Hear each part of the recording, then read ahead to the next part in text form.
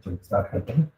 तो last Sunday class में अपन estimation detection पढ़ रहे थे कि कैसे अपन अलग अलग एलिमेंट को डिटेक्ट करेंगे कि whether that element is present in your compound or not, and if it is present तो उसका एस्टिमेशन करेंगे कितना परसेंट प्रेजेंट।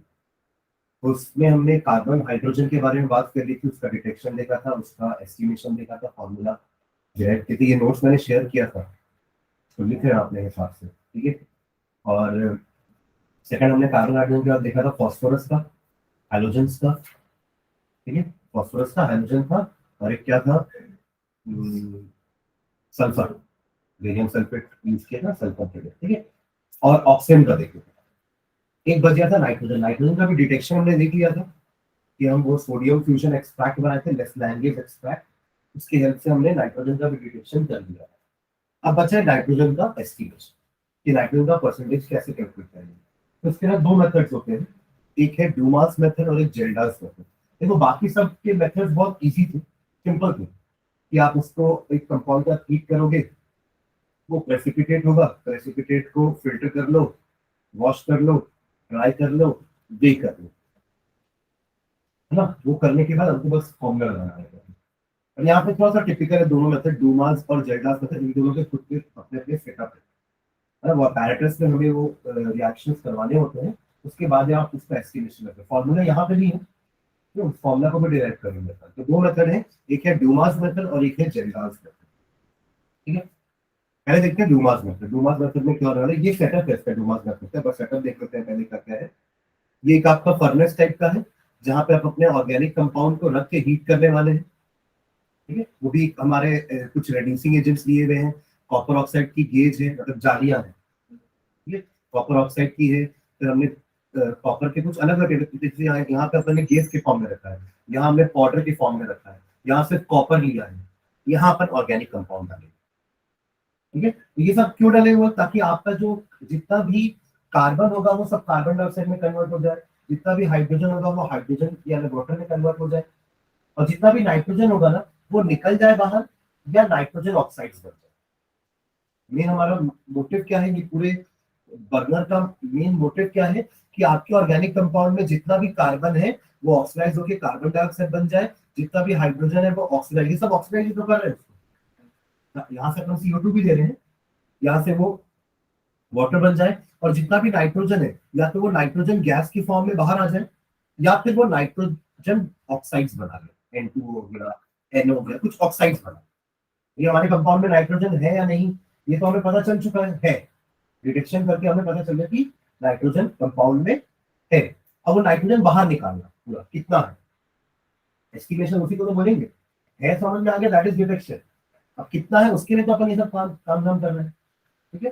तो पहला वाला जो पार्ट है वो आपका यही ऑर्गेनिक कंपाउंड के सब एलिमेंट को अलग अलग करेगा, कार्बन को अलग, हाइड्रोजन को अलग, नाइट्रोजन को अलग, ऐसा अलग करेगा। उसके बाद सेकंड पार्ट में ना हमने नाइट्रोमीटर लिया हुआ है, दिस इज अ नाइट्रोमीटर सेटअप, जहाँ पे हमने यहाँ पे पहले से एक लिक्विड KOH भर के रखा है ना, और ये एक अलग से इसके यहाँ पे एक बल्ब टाइप का रहेगा जिसको आप ऊपर नीचे करके ना इसका लेवल सेट करें। इनिशियली दोनों का लेवल हम सेम रखेंगे, इसको भी थोड़ा सा ऊपर उठा लेंगे ताकि दोनों का लेवल सेम हो जाए। अब अगर नाइट्रोजन गैस यहाँ से आ रही होगी तो यहाँ जाएगी ऊपर, तो उससे प्रेशर बढ़ेगा ना। अगर गैस यहाँ पे आ रही तो गैस को भी तो रहने की जगह चाहिए, तो ऑटोमेटिकली जो पहले यहाँ तक फिल्ड था वो नीचे आ जाएगा, डिस्प्लेस हो, क्योंकि नाइट्रोजन को जगह चाहिए रहने के लिए। तो उससे लेवल में फर्क पड़ेगा और अपन प्रेशर नापेंगे, यहाँ से वॉल्यूम की रीडिंग पता चल जाएगी कि कितना नाइट्रोजन गैस कलेक्ट हुआ, समझ रहे हैं। हम ऐसे करके नाइट्रोजन का वॉल्यूम निकालने वाले। देखो यहाँ पे लिखा है नाइट्रोजन, यहाँ पे आपको दिख रहा है यहाँ पे कुछ नहीं है, गैस तो है, यहाँ पे क्या है, नाइट्रोजन गैस कलेक्ट होगी। जितना भी नाइट्रोजन इस कंपाउंड में होगा ना, that will be converted into nitrogen gas, और वो नाइट्रोजन गैस को हम यहाँ कलेक्ट करके उसका वॉल्यूम निकाल देंगे। VmL मान लो, VmL वॉल्यूम आपका नाइट्रोजन का आ रहा है, ठीक है, या V1 ml आ रहा है नाइट्रोजन इसके अंदर, वो हमको यहाँ से रीडिंग से मिल जाएगा, ठीक है। तो समझ में आया, ठीक है। अब इसको एक एक करके पॉइंट पढ़ते हैं। यहाँ चारों पॉइंट मैंने लिखे हुए हैं। The nitrogen containing compound when heated with copper oxide in an atmosphere of carbon dioxide दिया था ना, yields free nitrogen यानी कि N2, free nitrogen in addition to carbon dioxide and water। ठीक है, इसने तो KOH लिए यहाँ पे, यहाँ KOH क्यों नहीं, ताकि कार्बन डाइऑक्साइड को एब्जॉर्ब कर ले। ठीक है, अगर कुछ नाइट्रोजन ऑक्साइड मिलता बनता है ना, तो उसको भी रेड्यूस कर देंगे। अगर NO2 बनेगा फॉर एग्जांपल, तो it will be reduce to N2। अगर N2O बन रहा होगा तो it will be also reduce to N2। Ultimately सारा नाइट्रोजन नाइट्रोजन गैस बनने वाला है, समझ गए? The mixture of gases so formed is collected over an aqueous solution of potassium hydroxide KOH। वो पूरे बीकर में KOH भरा हुआ है, उस बल्ब में भी KOH भरा हुआ है। ठीक है, वो क्या करेगा, वो कार्बन डाइऑक्साइड को एब्सॉर्ब कर लेगा। बचा वाटर वेपर, H2O तो बचा ना अभी भी। ठीक है, nitrogen is collected in the upper part of the graduated tube. इस ग्रेजुएटेड ट्यूब मतलब जिसमें मार्किंग्स होती है, इसको अपन ग्रेजुएटेड ट्यूब बोलते हैं। उस ट्यूब में हमने नाइट्रोजन को ऊपर कलेक्ट कर लिया, और यहाँ से रीडिंग देके पता चल जाएगा कितना ml नाइट्रोजन गैस कलेक्ट हुआ है। क्लियर है? इससे हमें नाइट्रोजन का वॉल्यूम मिल गया। ठीक है, अब देखो, एक वॉल्यूम को आप कन्वर्ट कर सकते हो मास में। हमने मोलार मास भी पढ़ा है, हमने मोलार वॉल्यूम भी पढ़ा है, याद है? एक मोल किसी भी गैस का, एक मोल ऑफ गैस का वॉल्यूम 22.4 लीटर होता है। ये चैप्टर वाले में हमने पढ़ा है। बट ये कब होता है? Only at STP, standard temperature and pressure. जहां पे स्टैंडर्ड टेम्परेचर होता है 273 केल्विन और प्रेशर होता है 760 mm Hg या 180 mm। ठीक है, 760 mm Hg या 180 mm, ये स्टैंडर्ड टेम्परेचर का होता है। अगर आपकी गैस इस टेम्परेचर प्रेशर पे है, तभी आप बोल सकते हो कि आपकी गैस का एक मोल का वॉल्यूम 22.4 लीटर है। और उसका वजन तो हमें पता है, मोलर मास क्या होता है, उसका molecular mass 3 gram. For example nitrogen, अगर मेरे पास नाइट्रोजन में STP में है 1 mole of nitrogen gas at STP weigh 28 ग्राम। ये लाइन समझ में आएगी सबको? देखो, 1 mole of nitrogen gas at STP weigh इतना gram and its volume is 22.4 litre. ऐसा मैं हर गैस के लिए बोल सकता हूँ, हर गैस के लिए, ऑक्सीजन के लिए, कार्बन डाइऑक्साइड के लिए, हाइड्रोजन के लिए, सबके लिए बोल सकता हूँ। बट कंडीशन क्या होनी चाहिए? समझ में आ रहा है? STP कंडीशन पे, यानी कि स्टैंडर्ड टेम्परेचर प्रेशर पे, हर गैस का एक मोल 22.4 लीटर के बराबर होता है इसका वॉल्यूम। हमें क्लियर? आप एक मोल कार्बन डाइऑक्साइड ले लो, आप एक मोल हाइड्रोजन ले लो, आप एक मोल नाइट्रोजन ले लो, तीनों अगर STP में है तो सबके एक मोल का वॉल्यूम, यानी कि एक मोल गैस कितनी जगह घेरेगी? 22.4 लीटर। क्लियर है? बाकी मोलार मास तीनों का अलग अलग रहेगा। आपके पास अगर हाइड्रोजन है तो आपका उस गैस का टोटल मास कितना होगा? 2 ग्राम। आपके पास अगर कार्बन डाइऑक्साइड है तो उस गैस का टोटल मास कितना होगा? 44 ग्राम। और आपके पास नाइट्रोजन है तो कितना होगा? 28 ग्राम मोलर मास। नाइट्रोजन का 28 होता है, एक नाइट्रोजन का 14 होता है ना। 28 कैसे होगा? N2 होती है, गैस क्या होती है? N2। तो 14 into 2 28। CO2 कितना होता है? 12 plus 32 44। और हाइड्रोजन कितना होता है? 2। तीनों का वॉल्यूम सेम है, नंबर ऑफ मोल सेम है, इसलिए मॉलिक्यूल्स भी सेम, बट मास अलग अलग है। क्लियर? तो ये कंडीशन अपन डायरेक्टली अप्लाई नहीं कर सकते, क्योंकि जो हमारा यहां से वॉल्यूम आ रहा है ना, जो यहां से वॉल्यूम आ रहा है, दैट इज नॉट STP। वो जो वॉल्यूम है वो STP पे कैलकुलेटेड नहीं है। तो अपन इस वॉल्यूम को STP में कन्वर्ट कर सकते हैं। ठीक है, उसके बाद फिर वॉल्यूम को मास में कन्वर्ट कर देंगे। हमें क्लियर? ठीक है, तो लेट्स से कि जो वहां से जो अपन रीडिंग ले रहे हैं ना, वो आ रहा है आपका VA1। तो मैं यहाँ पे एक्सपेरिमेंटल वैल्यूज लिख रहा हूँ, मैं इसी में कर रहा हूँ, तो मैं इसी को शेयर कर दूंगा। पिछले बार शायद दूसरा स्लाइड शेयर कर दूंगा, देखिए उसको। एक्सपेरिमेंटल वैल्यूज मैं यहाँ पे लिखता हूँ कि अपने क्या क्या एक्सपेरिमेंटल वैल्यूज आई हैं पिछला एक्सपेरिमेंट करने से, 2 मार्क्स वाला। तो प्रेशर P1, जो प्रेशर आया है ना, इस गैस का प्रेशर अपन मैनोमीटर से कैलकुलेट कर लेंगे, बैरोमीटर से। ठीक है, वो आना होगा मान लो PN। ठीक है, पर अब देखो ध्यान देना, जितना भी कार्बन डाइऑक्साइड था वो तो KOH ने अब्सॉर्ब कर लिया, वाटर वेपर तो है ना नाइट्रोजन के पास, तो यहाँ पे एक्चुअली नाइट्रोजन गैस अकेली नहीं है, नाइट्रोजन गैस के साथ वाटर वेपर भी है। नाइट्रोजन गैस का क्या है, वाटर वेपर भी है। तो एक्चुअली वो जो प्रेशर आ रहा है ना PMN, वो सिर्फ नाइट्रोजन का नहीं है। समझ लो मैं क्या बोल रहा हूँ, वो नाइट्रोजन प्लस वाटर वेपर का है ना, क्लियर? मतलब वो नाइट्रोजन गैस ड्राई नहीं है, वो मॉइस्ट मॉइस्ट नाइट्रोजन गैस है, मतलब उसके अंदर मॉइस्चर भी है। मतलब पूरा का पूरा प्रेशर नाइट्रोजन के कारण नहीं है, कुछ प्रेशर उसमें वाटर वेपर का भी है। हाँ, बिना नाइट्रोजन ही यहाँ पे होता तो पूरा का पूरा प्रेशर नाइट्रोजन के कारण ही होता, बट यहाँ पे नाइट्रोजन गैस वाटर वेपर भी है, मतलब कुछ प्रेशर वाटर वेपर का भी लग रहा हो। तो एक्चुअली जो पी अपन निकाले हैं ना, दिस पी जो एक्सपेरिमेंट से निकला है, that is the sum of dry nitrogen gas plus water vapour का प्रेशर, जिसको अपन एक्वस टेंशन बोलते हैं, aqueous water tension of the pressure. तो जो एक्चुअली में हमारा P1 है, जो एक्सपेरिमेंटल वैल्यू है, it will be the sum of P जो हमारा नाइट्रोजन का प्रेशर है या total pressure, minus small P आपका एक्वस टेंशन। ठीक है, तो ही तो आपका नाइट्रोजन का प्रेशर होगा ना। ये जो प्रेशर है ये तो मॉइस्ट नाइट्रोजन का प्रेशर है। ठीक है, ये जो ऊपर प्रेशर मैंने पी लिखा ना, ये किसका प्रेशर है, मॉइस्ट नाइट्रोजन का। इसमें से मैं वाटर वेपर का प्रेशर माइनस करूंगा, तो आ जाएगा ड्राई नाइट्रोजन गैस का प्रेशर। क्लियर है? मैं लिख भी देता हूं, where small P is the aqueous tension. Aqueous tension क्या होता है, pressure due to water vapour.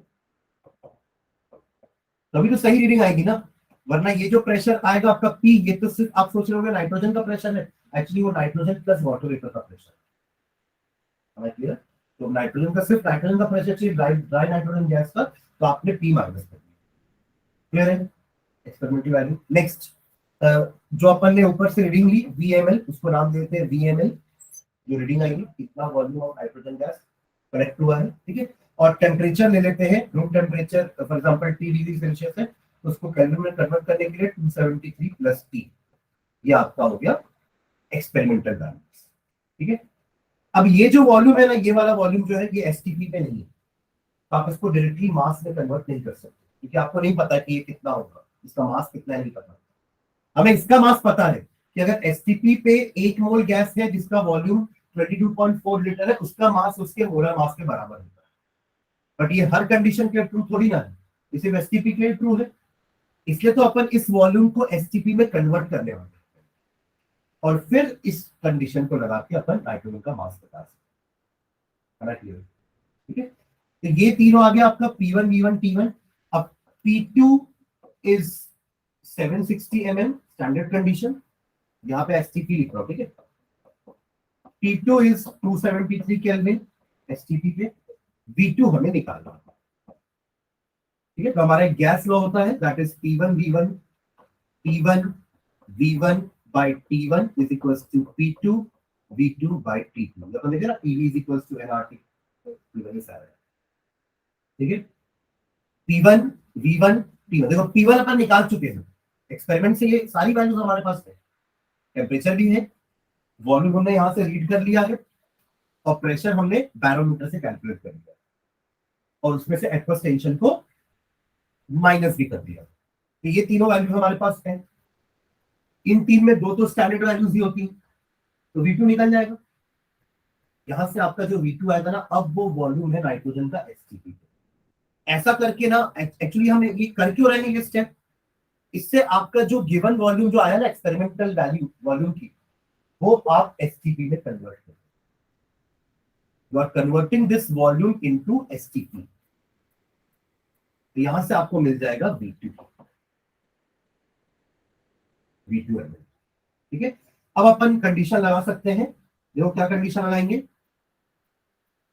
22,400 ml of nitrogen gas weigh 28 gram at STP। Clear है? ठीक है, तो अब 1 ml के लिए क्या करेंगे, 28 अपॉन इतना एट एसटीपी, राइट। हमको कितने एमएल, हमारे पास कितना एमएल गैस है, V2 ml। अब V मत लेना, क्योंकि अपन ने उस V को एक नॉन स्टैंडर्ड कंडीशन से स्टैंडर्ड कंडीशन में कन्वर्ट कर दिया, तो अब ये वॉल्यूम V2 ml, ठीक है। V2 ml of nitrogen gas weigh 28 upon 22,400 into V2 gram at SG। निकल गया नाइट्रोजन का मास। ऐसे हमने वॉल्यूम को मास में कन्वर्ट कर।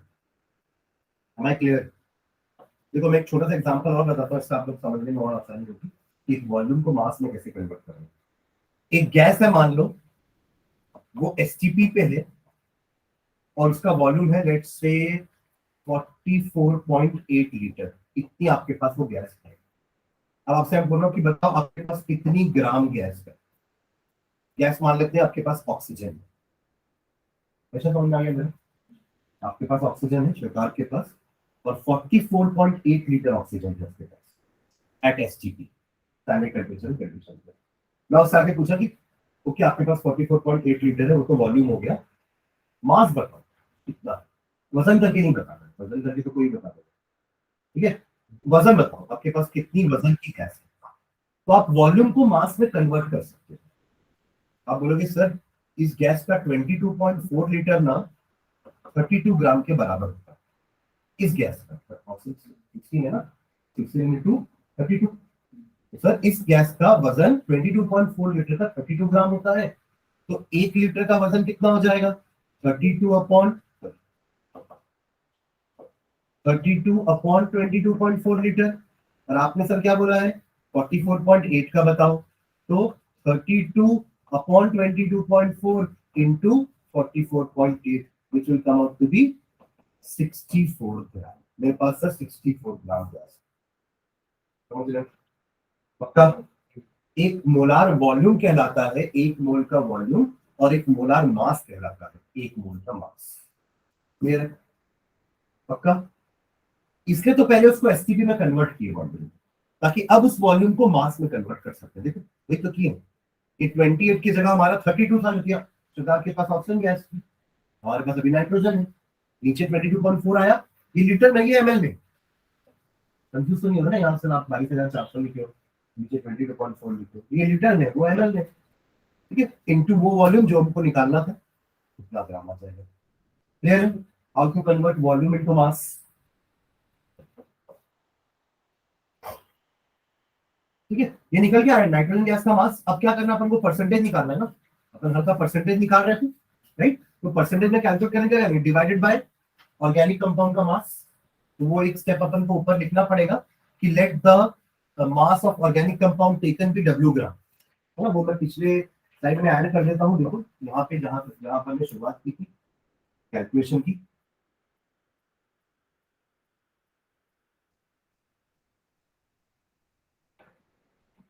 क्या हुआ?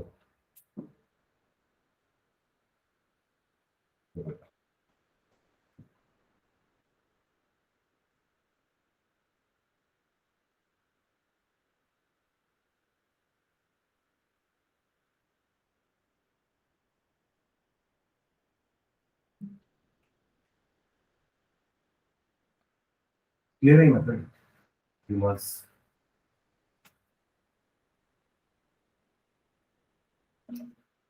बराबर, मैं कैलकुलेशन फिर से कर देता हूँ, ठीक है।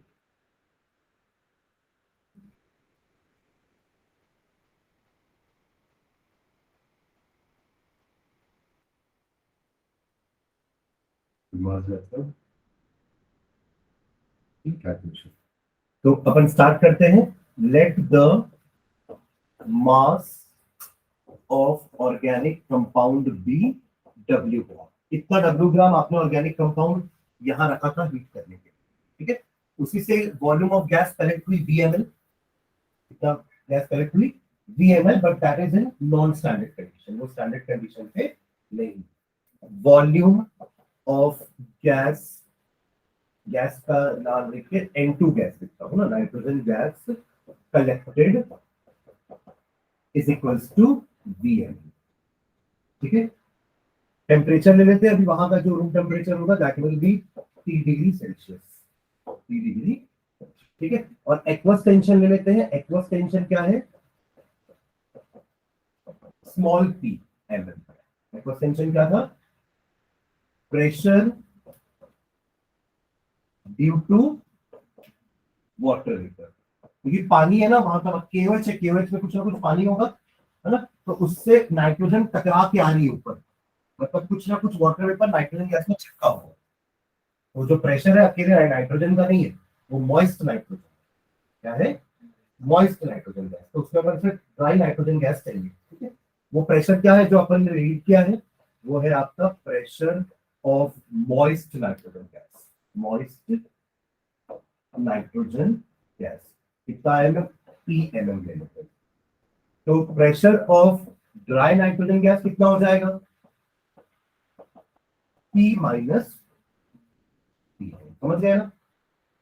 मॉइस्ट का कैपिटल पी था, एक्वस टेंशन स्मॉल पी है, माइनस कर दोगे तो ड्राई का आ जाएगा, ठीक है। अब अपन इसको एसटीपी में कन्वर्ट करते हैं ना, तो converting volume into STP, STP volume, ठीक है। तो दो वैल्यूज है, एक का आपका एक्सपेरिमेंटल वैल्यूज है, दूसरा है एसटीपी। इसको नाम दिया मैंने P1 B1 P1, P1 is P minus P, V1 is VML, और टेम्परेचर 3 डिग्री है तो 273 प्लस, ठीक है। P2 है 760 mm स्टैंडर्ड कंडीशन, T2 है 273 केल्विन, और V2 हमें निकालना है। तो P1 V1 by T1 is equals to P2 V2 by T2 करके आप V2 यहां से निकालें, क्लियर है? अब इस V2 से मास निकालेंगे, तो अगला स्टेप हमारा क्या होगा? Converting volume at STP into mass. Mass निकालेंगे फिर तो परसेंटेज निकालेंगे, ठीक है। स्टार्ट करेंगे। 22,400 ml of nitrogen gas at STP weigh कितना? 28। तो 1 ml of nitrogen gas at STP will weigh 28 upon 22,400 ग्राम। तो V2 ml कितना हो जाएगा? 28 upon 22,400 into V2 ग्राम। निकल गया। परसेंटेज निकालते हैं। Last step, percentage of nitrogen is equals to nitrogen का mass which is 28 into V2 upon 22,400 divided by W into, this is the percentage of, clear? एक question है आपकी बुक का, in Dumas method for estimation of nitrogen 0.3 gram of organic compound, ये W दिया, क्या दिया? ये W कितना है? 0.3 ग्राम, ठीक है, of organic compound give 50 ml of nitrogen. 50 ml मतलब ये क्या दिया है? VML, क्या है? V इज, हाँ चलो, V is equals to 50 ml, वहां पे अपन इसको V1 नाम दिया, एक्सपेरिमेंटल वैल्यूज, ठीक है। 50 ml collected at 300 kelvin, temperature दिया है 300 kelvin, actually this is T1, क्या है ये? T1, वहां जहां आपने स्मॉल t दिया, ठीक है ना। एंड 715 mm प्रेशर, ये है आपका P1, क्या है ये? P1 715, एक्चुअली P1 में से अपन को 15 mm हटाना है ना। What is that 15 mm? Aqueous tension, ये देखो ब्रैकेट में, aqueous tension eight 300 kelvin is 15 mm, तो P1 क्या हो जाएगा? 715 माइनस 50, ये आपका कैपिटल P है, ये स्मॉल p है, समझ गए? क्या बोल,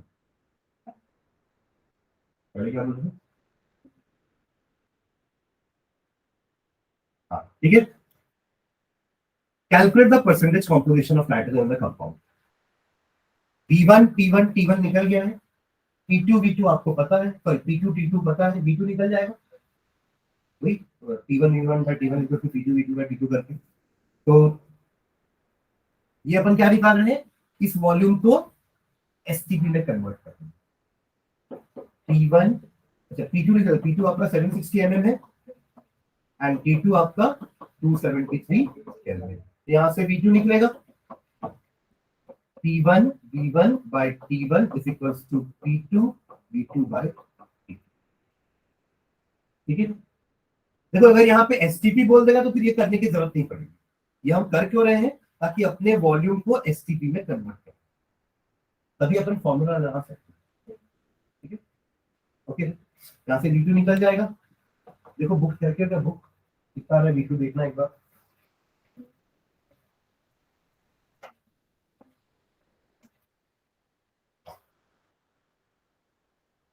फॉर एग्जाम्पल ये डूमास के जस्ट बाद, डूमास का सेटअप देख के याद आ जाएगा ये डूमा है करके।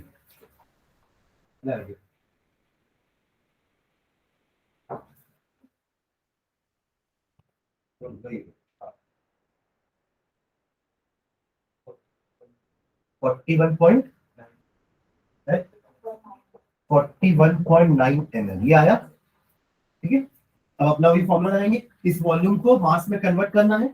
तो पता क्या है अपन को, 22,400 ml का मास 28 ग्राम होता है, तो 41.9 का मास कितना हो जाएगा, 28 अपॉन 22,400 इंटू 41.9 ग्राम।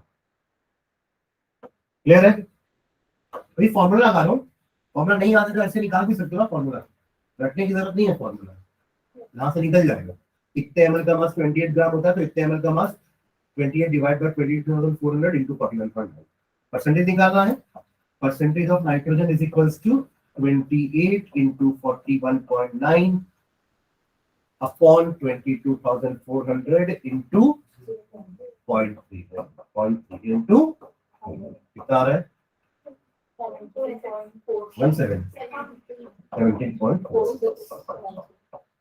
ठीक है, तो ऐसा नहीं कि वो फॉर्मूला याद कर लिए और जो 50 ml दिया डायरेक्टली V2 की जगह 50 ml पुट कर दिए, नहीं। ये आपको लगेगा सर 28 तो हमें पता है, 22,400 भी पता है क्या होता है, ये दिया है क्वेश्चन में 0.3, 100 तो कांस्टेंट है, तो इसके लिए डायरेक्टली 50 दे दिए। 50 तो नॉन स्टैंडर्ड कंडीशन, तो स्टैंडर्ड कंडीशन में कन्वर्ट किए तो 41.9 हो गया, तब फिर ये फॉर्मूले में उसको पुट कर सकते हैं। समझ गए ना। सेकंड आता है जेल्डाल्स मेथड पे, ये एक एस्टिमेशन हुआ डूमास मेथड। नेक्स्ट है जेल्डाल्स मेथड। जेल्डाल्स मेथड का पहले सेटअप देख लो क्या होता है।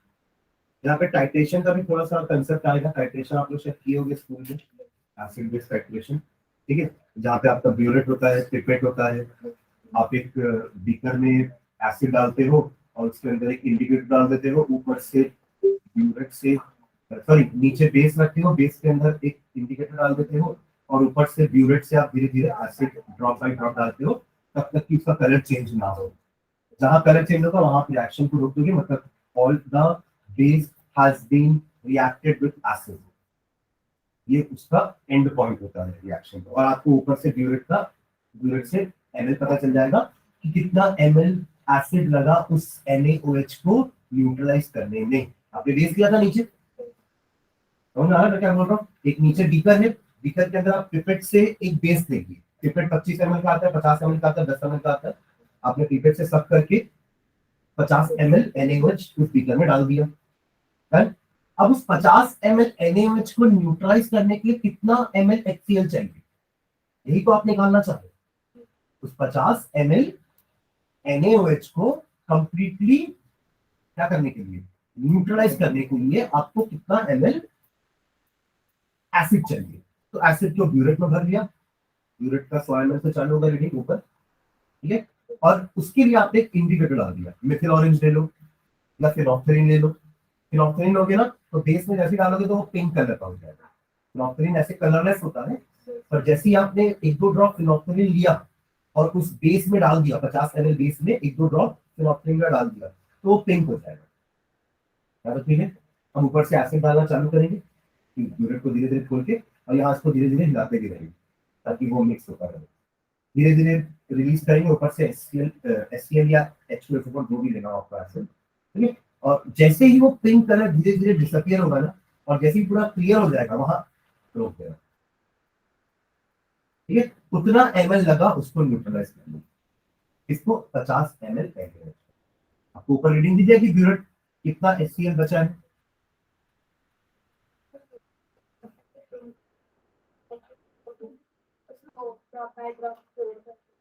तो शायद फिर कुछ और भी होंगे रिएजेंट एजेंट आपको जो इंडिकेटर।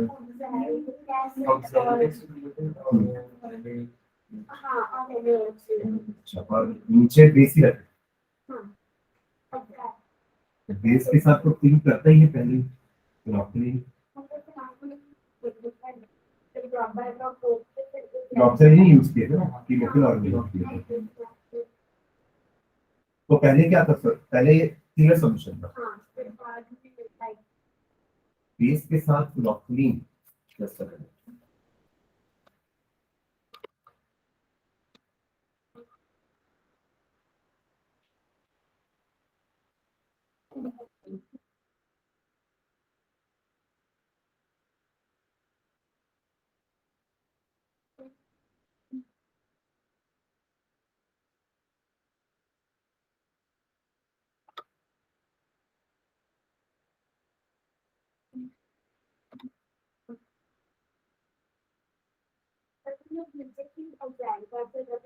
हाँ ऊपर बेस रखते हैं, हाँ फिर क्योंकि एसिड कलरलेस रहता है फिनोक्सिलिन के साथ, और जब आप ऊपर से बेस डालोगे तो बेस पिंक हो जाता है बेस से डालोगे। हाँ चलिए उल्टा कर लेंगे, ठीक है। तो उससे पता चला कि कितना एसिड यूज किया आपने, उस NaOH के 50 ml को न्यूट्रलाइज करने के लिए एसिड कितना लगा ऊपर से पता चल जाएगा कि अपन ने भरा था 100 ml, अब कम हो गया, कुछ कम हो गया होगा ना ब्यूरेट में, तो आप उसको देख लोगे कि कितना ml बचा है, मतलब कितना रिएक्ट हुआ, ये अपन टाइट्रेशन की हेल्प से निकाल सकते हैं, ठीक है। तो यहाँ पे थोड़ा टाइट्रेशन करेंगे अपन, ठीक है।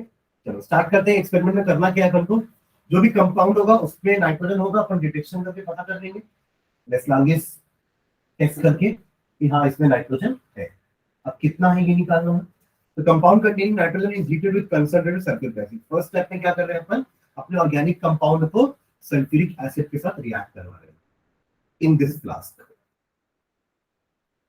Organic compound plus sulphuric acid, कुछ और भी चीजें ले रहे, कॉपर सल्फेट भी ले रहे। कॉपर सल्फेट क्या करेगा ना, आपके सल्फ्यूरिक एसिड का बॉइलिंग पॉइंट थोड़ा बढ़ा देगा ताकि कंप्लीट रिएक्शन हो, सारा का सारा ऑर्गेनिक कंपाउंड एसिड के साथ बर्न, ठीक है। Nitrogen in the compound gets converted to ammonium sulphate. आपके ऑर्गेनिक कंपाउंड में जितना भी नाइट्रोजन था वो सब अमोनियम सल्फेट में कन्वर्ट हो जाता है। तो क्या देखते हो, ऑर्गेनिक कंपाउंड में जितना भी नाइट्रोजन होगा वो किसमें कन्वर्ट हो जाएगा, अमोनियम सल्फेट में। तो यहाँ पे अमोनियम में जितना भी नाइट्रोजन आएगा वो यहीं से आएगा, H2SO4 में तो नाइट्रोजन नहीं है ना, तो जो नाइट्रोजन आएगा वो कहाँ से आएगा, ऑर्गेनिक कंपाउंड से। और यही तो निकालना चाह रहे कि आपके ऑर्गेनिक कंपाउंड में कितना नाइट्रोजन है, ठीक है। ये फर्स्ट स्टेप हुआ, ठीक है। Next second step, the resulting acidic mixture, ये जो आया है इसके अंदर एसिड भी तो है ना, आपने H2SO4 और ऑर्गेनिक कंपाउंड डाला ना, तो जितना भी ऑर्गेनिक कंपाउंड में नाइट्रोजन था वो अमोनियम सल्फेट बन गया, थोड़ा बहुत एसिड भी है उसमें। The resulting acidic mixture is then heated with excess of sodium hydroxide. अगला स्टेप, ये जो भी आएगा इसको अपन सोडियम हाइड्रोक्साइड का रिएक्ट कर देंगे, ठीक है। इससे क्या होगा ना, आपको अमोनिया गैस मिल जाएगी, अमोनिया अमोनिया बनेगा, ठीक है। अमोनिया भी उतना ही बनेगा जितना नाइट्रोजन यहाँ पे होगा, जितना नाइट्रोजन था वो पहले अमोनियम सल्फेट में कन्वर्ट हुआ, अब जितना भी अमोनियम सल्फेट था वो अमोनिया में convert. The liberated ammonia gas is absorbed in excess of standard solution of sulfuric acid. Ammonia एक बेस होता है, डिवाइस बेस, पढ़ चुके अपन डिवाइस बेस। क्यों डिवाइस बेस होता है, क्योंकि अमोनिया के पास लोन पेयर है, NH3 के पास क्या होता है, लोन पेयर। तो ये एक डिवाइस बेस है, सल्फ्यूरिक एसिड एक एसिड है, इन दोनों का कराएंगे टाइट्रेशन। ऐसा क्यों करवाएं, इससे पता चलेगा कितना सल्फ्यूरिक एसिड अमोनिया ने यूज किया, अमोनिया ने कितना सल्फ्यूरिक एसिड यूज किया, तो उससे अपन निकालेंगे कि अमोनिया कितना बना।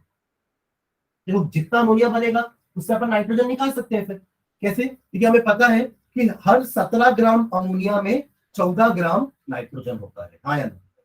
आप NH3 का मास निकाल लो, 14 प्लस 3 17 ग्राम है, उसमें 14 ग्राम तो नाइट्रोजन है।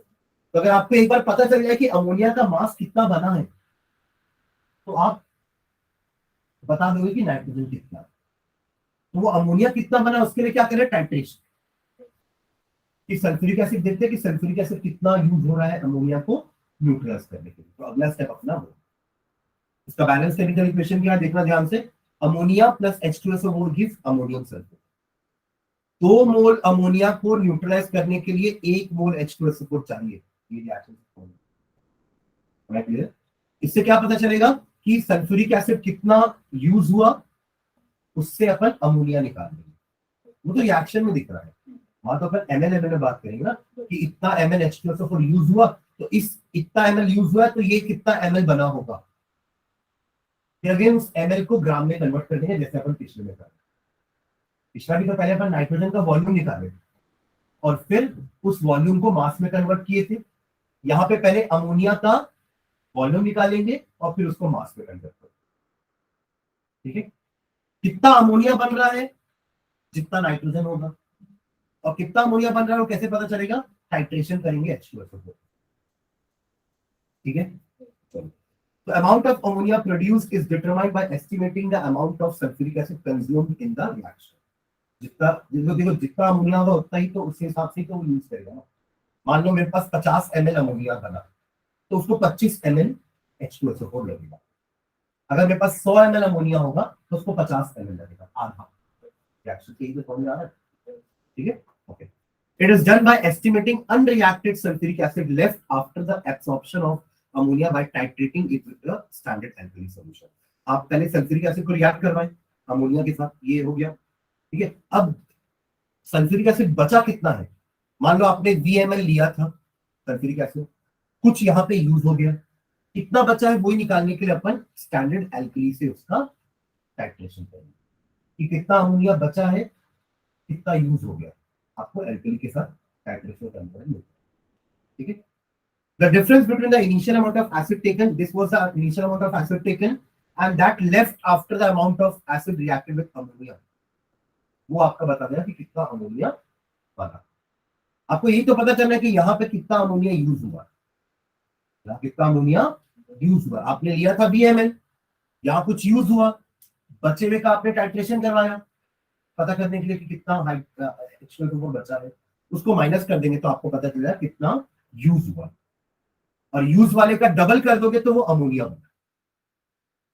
अगर 25 ml यूज हुआ है मतलब 50 ml अमोनिया था, अगर 50 ml यूज हुआ है तो 100 ml अमोनिया। रिएक्शन के हिसाब से double the amount of ammonia is there. तो यहां पहला रिएक्शन करवा रहे हैं नाइट्रोजन और सल्फ्यूरिक एसिड का, मतलब कंपाउंड कंटेनिंग नाइट्रोजन का और सल्फ्यूरिक एसिड, आपको अमोनियम सल्फेट मिला।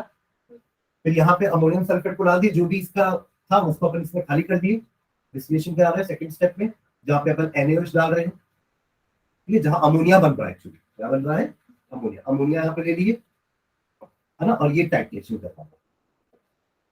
एक कॉनिकल फ्लास्क नीचे रखते हैं, ऊपर मान लीजिए ब्यूरेट है ना, आप यहाँ पे टाइट्रेशन कर रहे हैं। ठीक है, नेक्स्ट इसका कैलकुलेशन देखते हैं। ठीक है, जैसे अपन उसका कैलकुलेशन देखिए ना, इसका ही कैलकुलेशन देखते हैं। चलो स्टार्ट, सबसे पहले क्या करते हैं कि लेट अस टेक W ग्राम आपका क्या है, ऑर्गेनिक कंपाउंड का। ठीक है, तो सबसे पहला स्टेप हो जाएगा let the mass of organic compound is equals to W। यहां से स्टार्ट करेंगे अपन। ठीक है, नाउ सल्फ्यूरिक एसिड अपन शुरुआत में लिए थे है ना, तो let us take VML of sulphuric acid. तो पहले स्टेप लिख देता हूं मैं, वॉल्यूम ऑफ H2SO4 टेकन, वो हो गया VML, कैपिटल VML। ठीक है, इसकी मोलारिटी भी लिख रहा हूं मैं, ये M1 मोलारिटी का है, मान लेते हैं कंसंट्रेशन तो होगी ना M1 मोलारिटी। ठीक है, ना अगला स्टेप वॉल्यूम ऑफ, अपन ने इसका टाइट्रेशन कराया, वॉल्यूम ऑफ NaOH यूज्ड है ना, इसका टाइट्रेशन कराने के लिए, for titration of excess of H2SO4। H2SO4 हमें एग्जैक्ट थोड़ा पता है कितना यूज आने वाला है, तो हम ज्यादा ही लेके चलेंगे। जो अमोनिया के साथ यूज हो गया, जो बचा हुआ उसका टाइट्रेशन कराएं एल्कली के साथ, पता करने के लिए कि H2SO4 कितना है। क्लियर, आपने इतना H2SO4 लिया, अमोनिया के साथ रिएक्ट करवाया तो इतना बचा मान, ये बचा कितना है ना, यही तो निकालना है टाइट्रेशन करते हैं। ये अगर बचा हुआ कितना है पता चल जाएगा तो यूज कितना हुआ पता चल जाएगा, क्योंकि टोटल तो हमें पता है, समझ गए ना। टोटल जितना लिए वो पता है VNL, इसमें से इतना बचा है आफ्टर रिएक्टिंग विद अमोनिया। ये कितना बचा है ये तो नहीं पता, इसी को स्टैंडर्ड एल्कली के साथ रिएक्ट टाइट्रेशन करवा के अपन इसका वॉल्यूम निकाल सकते हैं। मोलारिटी पता है कि ना, एक रिलेशन पढ़े अपन मोलारिटी का, M1V1 is equals to M2V2। दोनों की मोलारिटी पता रहेगी। एल्कली का मास, एल्कली का वॉल्यूम तो अपन पिपेट से ले ही रहे हैं, और ऊपर से मिल जाएगा एसिड का मास, सॉरी वॉल्यूम यूनिट से, तो आपको वॉल्यूम मिल जाएगा एसिड का। ये एसिड का जो वॉल्यूम है, ये पता है कौन सा एसिड है, जो लेफ्ट हो गया अनयूज्ड, उसको अपन माइनस कर देंगे V से, तो पता चल जाएगा कितना यूज किया था अमोनिया ने, कितना यूज किया था अमोनिया ने, इतना वाला पार्ट पता चल जाएगा। कितना लिए, कितना बचा, कितना बचा पता चल जाएगा, तो कितना यूज हुआ है वो पता चल जाएगा माइनस। क्लियर है? रीमा विप्लव समझ में आ रहा है? विप्लव कहेंगे। ठीक, आगे बढ़े। Yes sir. तो volume of NaOH used for titration of excess of H2SO4, उसको अपन ले लेते हैं स्मॉल v। कैपिटल V है जो इनिशियल वाला था, ये स्मॉल v जो अपन ने पिपेट से भर के नीचे डाल दिया। ठीक है, ना क्लियर? उसके बाद अब अपन इसमें ना मोलारिटी का इक्वेशन लगाते हैं। आपने जो मैंने जो M1V1 is equal to M2V2 लिखा ना, यहाँ पे एसिड लिस्ट ले रहे हैं, तो MaVa ले लेते हैं एसिड, और MbVb ले लेते हैं बेस, है ना। और इसमें अपन ना एक चीज और मल्टीप्लाई करना है, इनका एसिडिटी और बेसिसिटी। एसिड का होता है बेसिसिटी, जो कि number of H positive ions होते हैं, जैसे कि H2SO4 है ना, H2SO4 का बेसिसिटी होता है 2, HCl का बेसिसिटी होता है 1। समझ लो मैं क्या लिख रहा हूं। HNO3 एसिड है, इसका बेसिसिटी होता है 1। वैसे ही बेस का एसिडिटी होता है, NaOH का एसिडिटी 1। कितने OH है? MgOH ट्वाइस का एसिडिटी 2। जितने OH उतने उसका एसिडिटी, जितना H उतना उसका बेसिसिटी। एक्चुअली जितना H नहीं बोलना चाहिए, जितना H पॉजिटिव को लिबरेट करेगा उसको हम बेसिसिटी बोलते हैं। जब आप इसको डिसोसिएट करवाओगे ना पानी में, तो ये 2H पॉजिटिव लिबरेट करता है, इसलिए इसकी बेसिसिटी 2 और इसकी एसिडिटी 1 है। तो यहाँ पे एक चीज और अपन मल्टीप्लाई कर देंगे, Na and Nb, this is basicity of acid, this is acidity of base. Clear? दोनों की मोलारिटी अपन सेम ले रहे हैं ना। मैं यहाँ पे जो volume of NaOH used for titration of excess, ये भी अपन M1 मोलारिटी का ले रहे हैं, ठीक है, ताकि दोनों की मोलारिटी कैंसिल हो जाएगी। एसिड का बेसिसिटी क्या है 2, H2SO4 इनटू M1 उसका मोलारिटी है, और कितना वॉल्यूम यूज हो रहा है ये तो निकालना है, ये वाला पार्ट निकाल रहे हैं, क्या टाइट्रेशन कर रहे हैं, इज इक्वल्स टू Nb की वैल्यू 1 है, NaOH का बेसिसिटी पर एसिडिटी 1, इसका मोलारिटी मैंने M1 लिया है, और इसका Vb अपन ने स्मॉल v लिया। क्लियर है? M1 कैंसिल, तो Va कितना आया, V बाय 2। इतना VML लिए थे, कितना यूज हो गया हमें नहीं पता, कितना बचा है वो ये V बाय, है ना क्लियर? ठीक है, V बाय 2। अब V minus Va is equal to जो NH3 में यूज, है ना। हमने H2SO4 को किसके लिए यूज किया था, NH3 के लिए। कितना यूज हुआ वो तो नहीं पता था ना, लेफ्ट वाला जो उसका अपने कैलकुलेशन करा के उस लेफ्ट वाले वॉल्यूम को निकाल दिया। अब टोटल वॉल्यूम में से इस वॉल्यूम को माइनस कर दिया, यानी कि V minus Va, V minus, कौन मार है, ये क्लियर हुआ V बाय 2, है ना। अब अगला स्टेप होगा अपना volume of H2SO4 left unused, वो यही है, लेफ्ट अनयूज्ड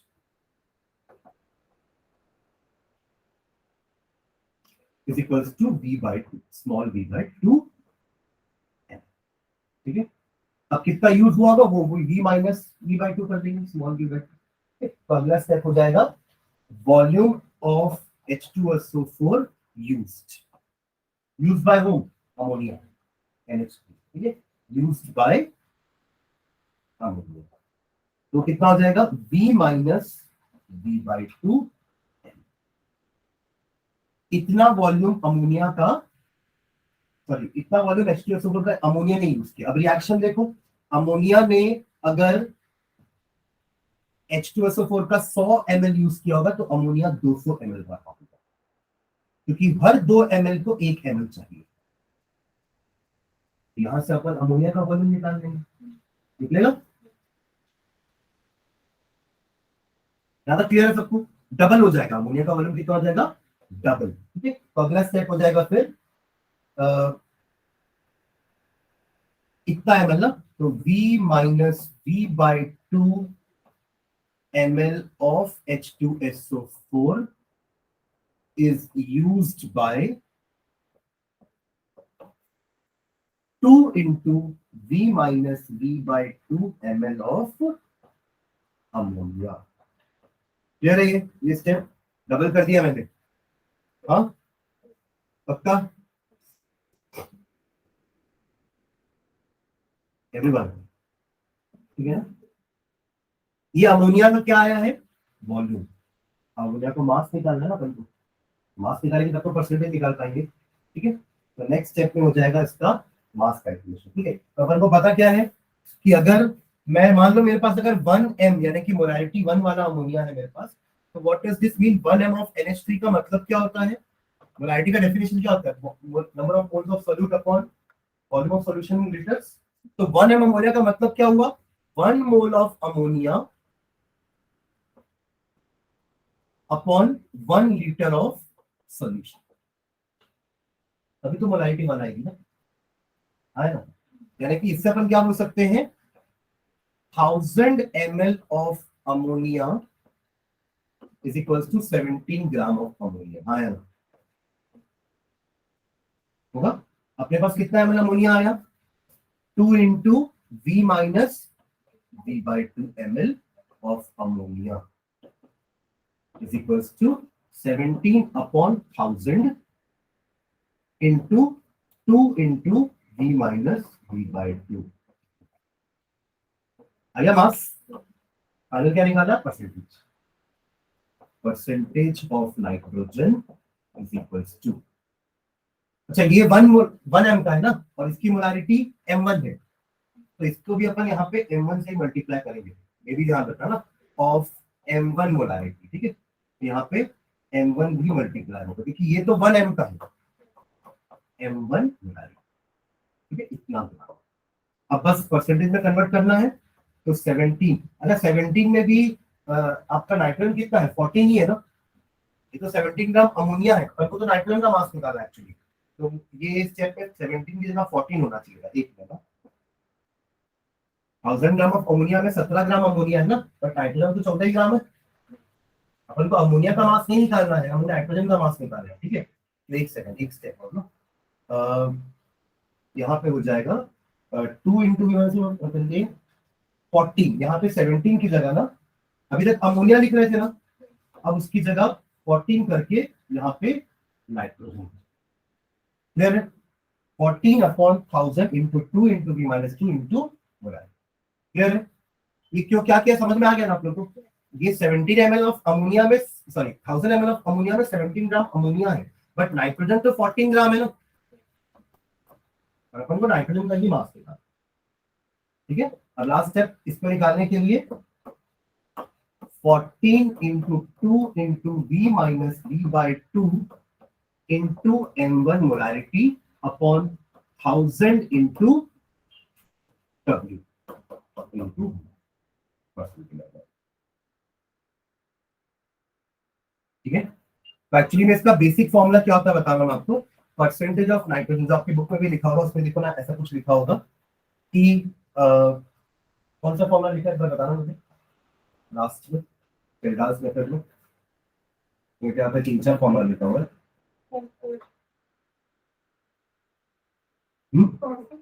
हाँ, परसेंटेज का।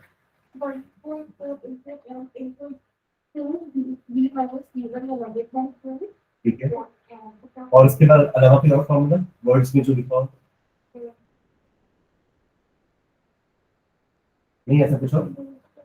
अच्छा, वो 1.4 तो इससे आया, देखो ये 2 जीरो है, ये 3 जीरो है, 2 जीरो, एक 2 जीरो आपके पास कैंसिल, 10 जो बचा वो 14 को 1.4 कर दिया, वैसे आया, वो कुछ नया नहीं। ठीक है, समझ रहे हो ना, y इंटू 100 नहीं होगा, 1000 भी नहीं होगा, ये है ना फॉर्मूला में, तो यही फॉर्मूला है। ठीक है, बट इसको एक उस पर टर्मिनोलॉजी में लिख सकते हैं कुछ ऐसा, देखो इसको हम ऐसा लिख सकते हैं 1.4, जैसे आपकी बुक में लिखा है 1.4 ले लेते हैं, into molarity of acid, molarity of acid M1 है ना, M1 क्या है, मोलारिटी ऑफ एसिड, इनटू ये 2 क्या है, एसिड, एसिड का बेसिसिटी, तो वही था ना, NaOH was the acidity of base, that is 1, और 2 क्या था, बेसिसिटी ऑफ एसिड।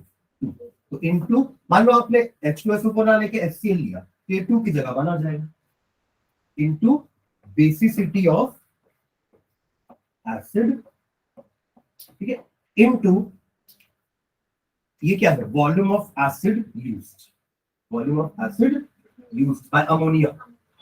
ये V/2 क्या था, जो हमने टाइट्रेशन से निकाला, unused, exactly unused, V minus V/2 होगा तो यूज्ड, तो वॉल्यूम ऑफ एसिड,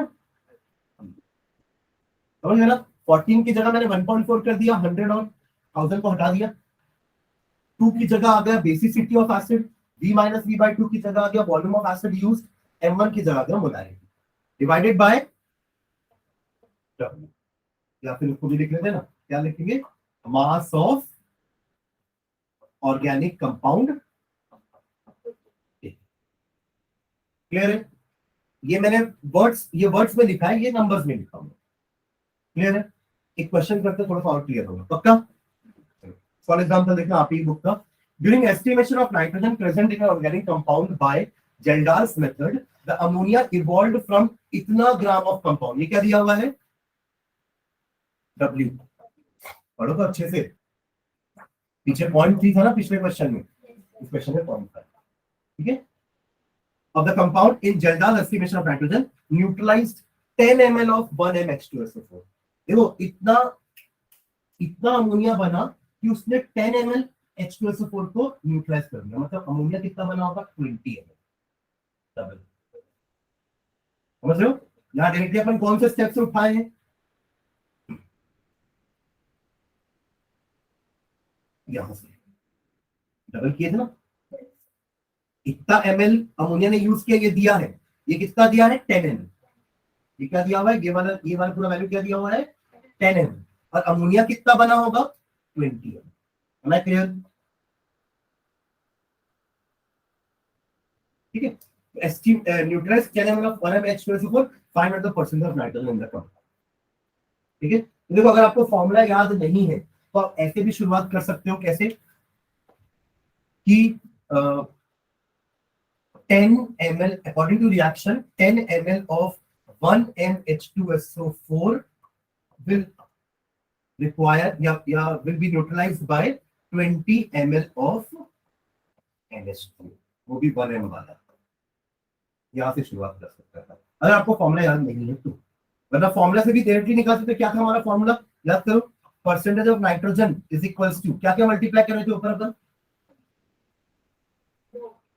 पहले M1 मोलारिटी ऑफ एसिड जो कि 1 है, हाँ 1.4, चलो 1.4 into 1 molarity of acid into basicity of acid 2 into volume of acid used 10 ml upon point, कितना आएगा आंसर देखो, करके देखो कितना, ऐसी रफ में पूछना।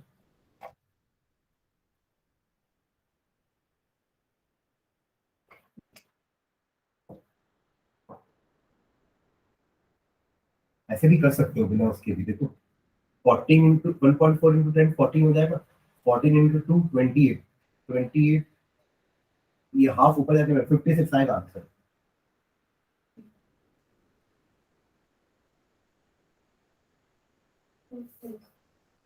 उसके लिए इतना नहीं करना पड़ता, तो ये तो बता रहा हूँ चीज को। 1.4 इंटू 10 14 होता है, ये तो पता है। तो इसको भी ऐसे कर के मल्टीप्लाई करना। फिर 14 इंटू 2 28 होता है, 28 ये 0.5 1/2 है, ऊपर जाके 2 मल्टीप्लाई नहीं होगा, तो 20 इंटू कितना आएगा, 50 आएगा। और एक तो ये तरीका एक लाइन में आ जाएगा आंसर। या फिर अगर आपको ये फॉर्मूला नहीं याद आ रहा है तो कैसे शुरुआत करेंगे, 10 ml H2SO4 के लिए 20 ml अमोनिया बना होगा। अभी जो 10 ml यूज किया ना उससे आधा यूज करता है, 20 ml अमोनिया बना होगा तभी मैं 10 ml यूज किया था। तो अब मुझे पता चल गया कि अमोनिया कितना बना है, 20 ml। अब आया क्या अपना सोल्यूशन में, 1000 ml अगर अमोनिया होता 1 m वाला तो उसके अंदर 14 ग्राम नाइट्रोजन होता। हाँ यार, ये अपन ने लिया था पीछे भी, कैलकुलेशन में भी देते, 1000 ml ऑफ अमोनिया में 14 ग्राम नाइट्रोजन।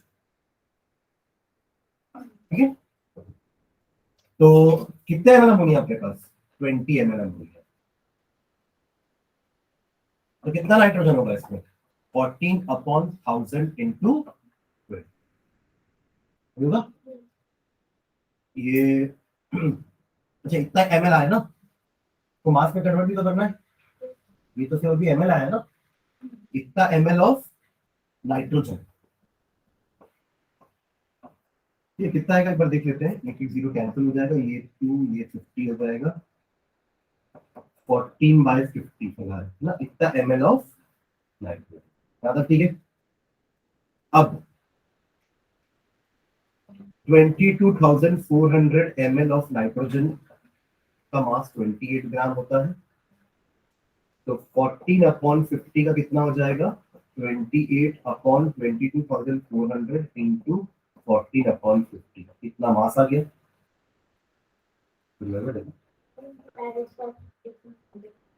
इसका अच्छा ये तो सॉरी सॉरी, ये तो मास ही आ रहा है ना, मैं क्यों कन्वर्ट कर रहा हूँ, सॉरी सॉरी,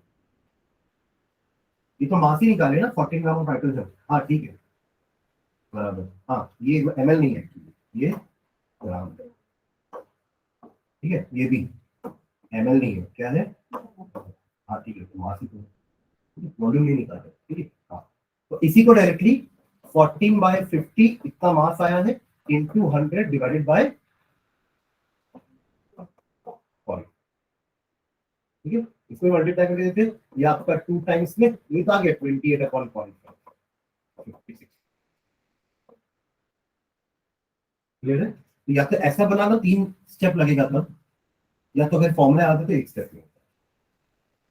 बस याद रखना कि फॉर्मूले में क्या क्या चीजें लेते हैं अपन, समझ गए ना। वॉल्यूम ऑफ एसिड यूज आता है, वॉल्यूम ऑफ अमोनिया कितना बना वो नहीं आता। ठीक है, वॉल्यूम ऑफ एसिड यूज, तभी तो यहाँ पे 10 दिया ना, ऑटोमेटिकली वो 2 इंटू 10 करके 20 ml हो रहा है, समझ रहे हो। बट फॉर्मूले में हर एक टर्म का मतलब क्या है वो समझ में आना चाहिए कि वो क्यों आया है, क्लियर है। ये आपका वो जल्दा उसको। ठीक है, नेक्स्ट 2 टॉपिक और बचा है चैप्टर में, एक है प्यूरिफिकेशन का मेथड, है ना, और एक है टाइप्स ऑफ रिएक्शन। ठीक है, पहले मैं टाइप्स ऑफ रिएक्शन बताता हूँ आपको, क्या क्या टाइप ऑफ रिएक्शन होते हैं। हमने मैकेनिज्म को थोड़ा पढ़ा कि क्या क्या, एक सबस्ट्रेट होगा, ऑर्गेनिक कंपाउंड होगा, उसमें एक आपका अटैकिंग रिएजेंट आएगा, वो अटैक करेगा तो इंटरमीडिएट बनेगा, उससे आपका फाइनल प्रोडक्ट का बाई प्रोडक्ट आएगा, ये तो मैंने देखा। अब वो अटैकिंग रिएजेंट कौन कौन से हो सकता है वो भी देख लिए, न्यूक्लियोफाइल, इलेक्ट्रोफाइल, है ना, कुछ रेडिकल हो सकते हैं, कार्बोकैटायन, कार्बोएनायन, ये सब आपके रिएक्शन इंटरमीडिएट्स हैं। कुछ आपके रिएक्टिव एजेंट्स हैं, अटैकिंग एजेंट्स हैं, न्यूक्लियोफाइल, इलेक्ट्रोफाइल। ठीक है, अब 3 मेजर टाइप के रिएक्शंस होते हैं, इनके बारे में अपन और डिटेल में हाइड्रोकार्बन में पढ़ेंगे, इसलिए ये भी आपके बुक में सिर्फ एक छोटा सा पैराग्राफ बस दिया है, रिएक्शन का बस नाम दिया है ना, उसको डिस्क्राइब नहीं किया। तो मैं तीनों के बारे में थोड़ा थोड़ा एक पॉइंट बता रहा हूँ। सब्स्टिट्यूशन में क्या होता है ना, कोई एक कंपाउंड में से एक एटम या ग्रुप ऑफ एटम सब्स्टिट्यूट होता है, जैसे ये है, यहाँ पे रिएक्शन क्या मिलेगा आपको, CH2Cl2 प्लस HCl, एक हाइड्रोजन यहाँ का सब्स्टिट्यूट हुआ है बाय दिस क्लोरीन, और निकला हुआ हाइड्रोजन Cl के साथ मिलकर HCl बना देगा. This is known as substitution reaction. फिर एडिशन में क्या होता है? Addition reaction is generally shown by unsaturated compound, alkene. ये क्या है? एल्कीन. इसमें अगर आप Cl2 ऐड कराना चाहो ना तो क्या होगा? दोनों Cl एक एक जगह ऐड हो जाएंगे.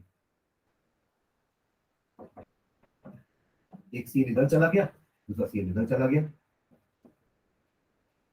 और कोई और प्रोडक्ट नहीं बनेगा क्योंकि ये ऐड हुआ है. यहां सब्स्टिट्यूट हुआ था इसलिए प्रोडक्ट और बना, बाई प्रोडक्ट. बट यहाँ पे जो भी अपन मॉलिक्यूल लेंगे वो डायरेक्टली ऐड होता है. ये हो गया आपका एडिशन रिएक्शन. ठीक है. और एक होता है एलिमिनेशन. एलिमिनेशन में क्या होता है? कोई मॉलिक्यूल एलिमिनेट होता है, या यहाँ एलिमिनेट मत बोलना, ठीक है, यहाँ सब्स्टिट्यूट हुआ. एलिमिनेट का मतलब देखो क्या होता है. सिर्फ CH3, इसको ना मैं ऐसे लिख रहा हूँ, 2H यहाँ लिख रहा हूँ, एक H नीचे बना रहा हूँ. ठीक है, एक ही मतलब. और यहाँ ले रहा हूँ मैं CH2OH. ये क्या है? एल्कोहल. कौन सा एल्कोहल है? ये का नाम क्या है? इथेनॉल. क्या है ये? इथेनॉल. CH3CH2OH, ethanol. ठीक है. नाउ अगर आप इस रिएक्शन, इसको ना डाइल्यूट H2SO4 या कंसंट्रेटेड H2SO4 के प्रेजेंस में रिएक्शन करवाओगे तो कंसंट्रेटेड H2SO4 क्या होता है ना? एक डिहाइड्रेटिंग एजेंट होता है. क्या होता है? Dehydrating agent.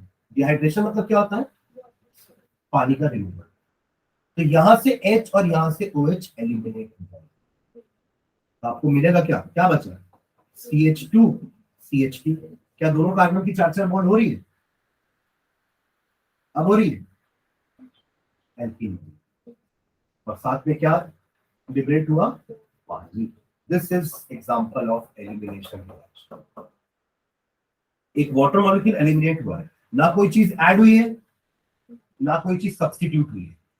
आपके रिएक्टिंग मॉलिक्यूल में से एक molecule eliminate. This is elimination reaction. ठीक है. अभी इस चैप्टर में यही इतना ही समझ के चले.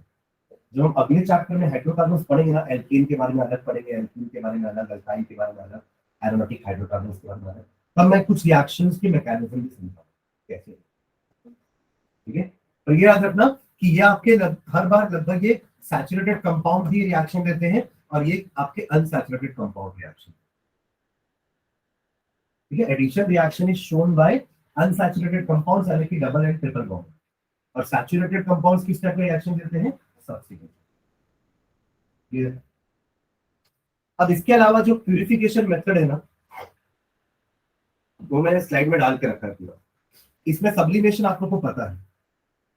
एक सबलाइन मटेरियल होता है NH4Cl. एक एग्जांपल बता रहा हूं आपको, कैम्फर, नैप्थलीन, ये सब क्या होते हैं? सबलाइन मटेरियल, जिसको जब आप हीट करते हो ना तो डायरेक्टली वो गैस बन जाते हैं without coming into liquid form.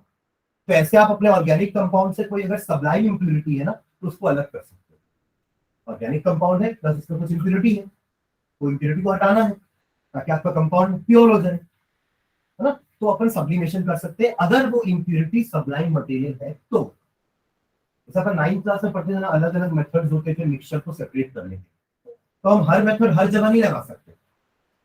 अगर कोई दो लिक्विड मिक्स नहीं हो रही है तो उसको अपन सेपरेटिंग फनल से अलग करते हैं. सेपरेटिंग फनल, एक फनल होता था, अपन ऑयल और वाटर को डाल देते थे और कुछ देर के लिए उसको डिस्टर्ब नहीं करते. तो क्या होता था? ऑयल का एक लेयर अलग बन जाता था, पानी का अलग लेयर बन जाता था. धीरे से नीचे से नॉब खोलो, पानी को अलग कर लो, ऑयल रह जाएगा. इस तरह से अपन ने ऑयल और वाटर को अलग किया. That was separating funnel. समझ रहे हो? तो वैसे ही टाइप ऑफ मिक्सचर के हिसाब से अपन टेक्निक सेलेक्ट करते हैं. वैसे यहाँ पे भी हम टेक्निक सेलेक्ट करेंगे according to organic compound and ingredient. ठीक है. तो सब्लिमेशन एक प्रोसेस है, क्रिस्टलाइजेशन एक प्रोसेस. क्रिस्टलाइजेशन में क्या करते हैं? जैसे आप लोगों ने क्रिस्टलाइजेशन उसमें पढ़ा है, पानी और NaCl. NaCl डिसॉल्व हो गया. अब NaCl अलग कैसे करोगे? उसके दो तरीके, इवैपोरेशन करके भी कर सकते हैं या क्रिस्टलाइजेशन करके. चाशनी बनते हुए देखें कभी, चाशनी बनती है शक्कर की, तो उसको पानी गर्म कर करके बहुत सारे शक्कर घोल देते हैं उसमें. जितना उसकी मतलब शक्कर जितना वो घोल नहीं पाता ना, उससे ज्यादा हम घुलवा देते हैं गर्म कर करके. वरना एक ठंडे पानी में, ठंडे गिलास के पानी में ज्यादा शक्कर घुलेगी नहीं, पर अगर आप उस पानी को गर्म कर दोगे ना तो और शक्कर आप घुल सकते हो। तो चाशनी बनाते समय हम यही करते हैं, हम पानी को गर्म करते हैं ताकि वो इतना ज्यादा शक्कर डिजोल्व कर दे। बहुत मीठी होती है चाशनी, इसके अंदर बहुत सारी शक्कर डिजोल्व करते हैं, हद से ज्यादा, ठीक है, ताकि पूरी की पूरी शक्कर डिजोल्व होकर सैचुरेशन तक पहुंच जाए। सैचुरेशन मतलब अब और शक्कर डिजोल्व नहीं है, सैचुरेशन पहुंच जाए। और जब आप उसको ठंडा होने देते हो तो यू कैन सी एक व्हाइट कलर की परत जम जाती है। जो शक्कर गर्म कर करके आपने जबरदस्ती शक्कर को डिजोल्व करवाया, ठंडा होने के बाद वो वापस से क्रिस्टलाइज हो जाएगी, शक्कर फिर मिल जाएगी, जिसको अपन बूरा बोलते हैं।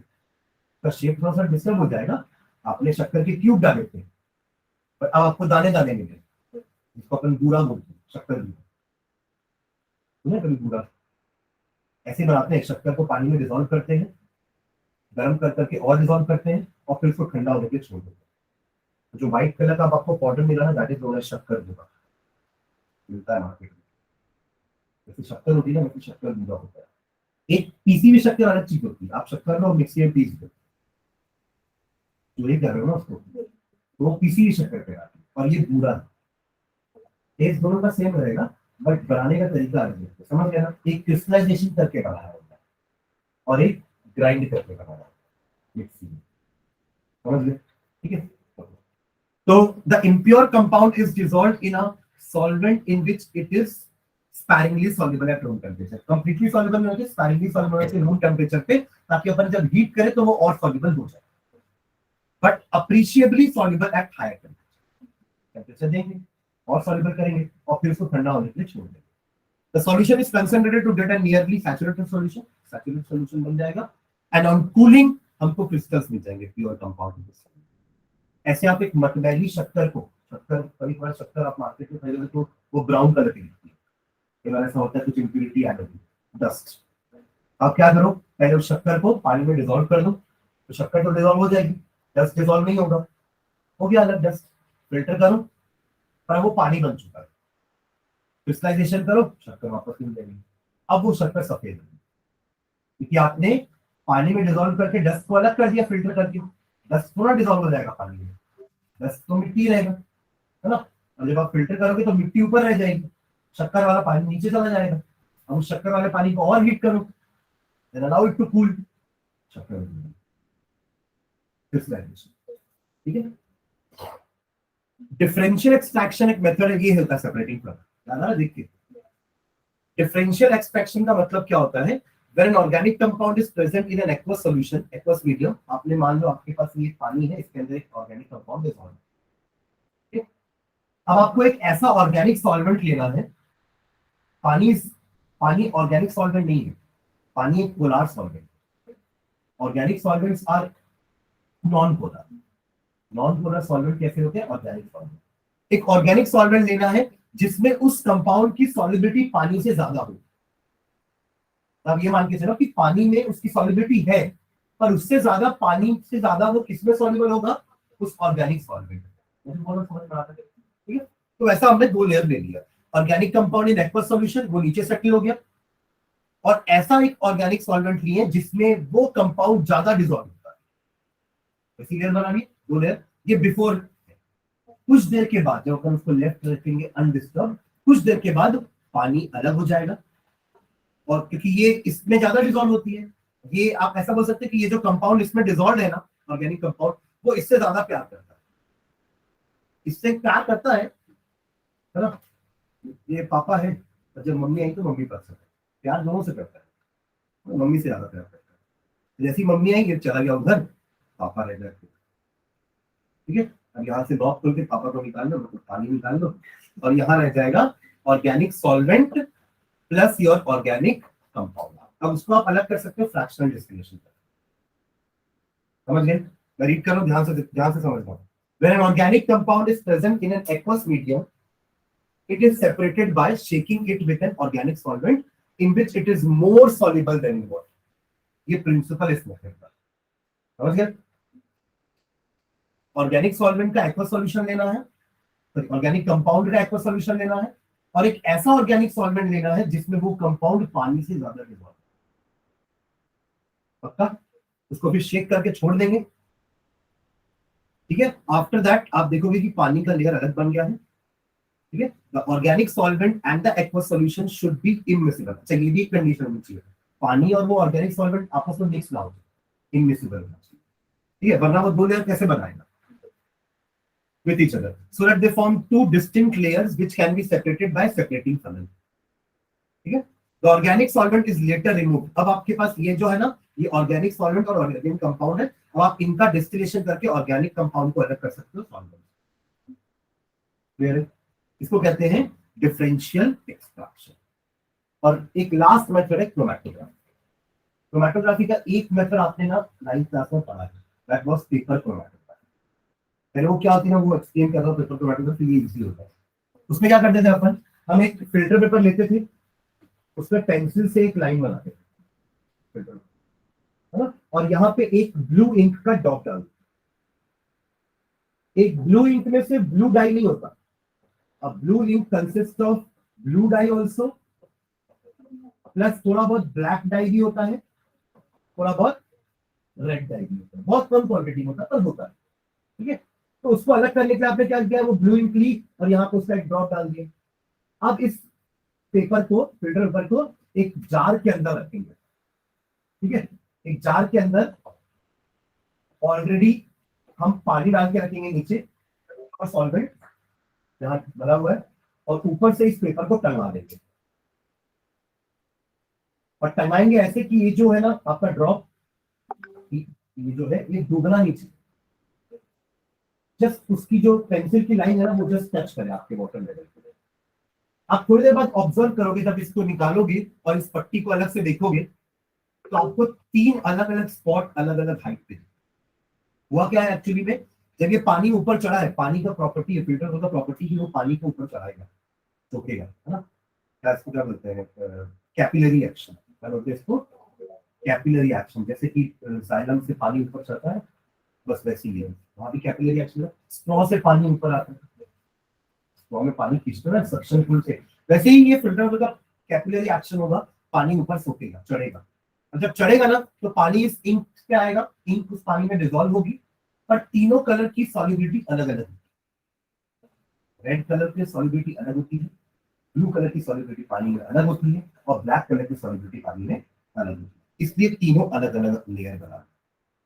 इस तरीके से आपने ब्लू को तीनों कलर को अलग अलग कर दिया। तो एक्चुअली ये एक्सपेरिमेंट के कारण ही ना, ये एक्चुअली क्रोमैटोग्राफी का मीनिंग क्या होता है, क्रोमा मतलब कलर, क्रोमा मीन्स कलर। तो पहले हम इसको क्या करते थे, प्लांट की कुछ पिगमेंट्स होते हैं, जैसे पढ़े क्लोरोफिल पिगमेंट ऑफ प्लांट, तो वैसे ही प्लांट में और भी अलग अलग कलर के पिगमेंट्स होते हैं, उनको सेपरेट करने के लिए पहले टेक्निक यूज की जाती है। लेटर अपन ने इंक के साथ भी ट्राई किया, इसलिए इसका नाम क्या पड़ा, chromatography. The word chromatography is based on the Greek word chroma for color, since the method was first used for the separation of colored substances found in plants, pigments, ठीक है। उस टेक्निक में होता क्या है, बेसिकली क्रोमैटोग्राफी का principal है, ये 2-3 जो लाइन लिखी है।